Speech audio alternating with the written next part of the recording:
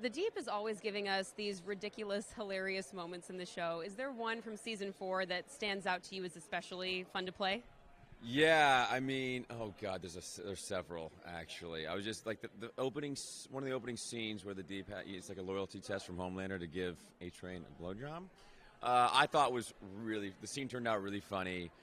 Second was kind of my favorite, where I'm having like a big meltdown with Ambrosia. So it was kind of like Marriage Story, where I'm like screaming, and then I obviously like destroy the tank, and it was tragic, but also I laughed a lot when I saw the scene. It was really funny. That was my favorite to film and like to watch later when I watched the episodes. Yeah, it was really good. The Deep is never afraid to go there.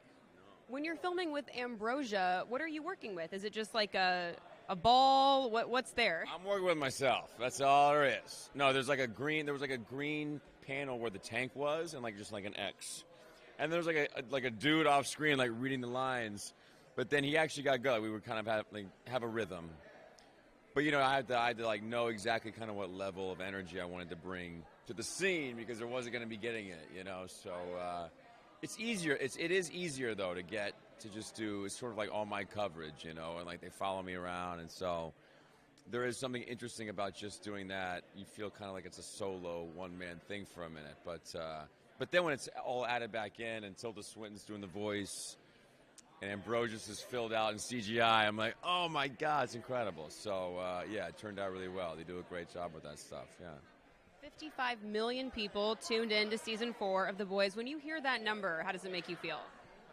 It makes me feel giddy. I love it. No, I'm like, and I know that a big part of that number is global, right? Like, I think 60% of that is from overseas, which just makes me feel good. I mean, to be able to reach, all you want in doing this work is to connect with people, and for me to make people laugh, and our show is very intense as well. But and my character's very intense. But to know people in Germany and the UK, they're all loving it over there, is like a huge, huge smile on my face. So yeah, it's great.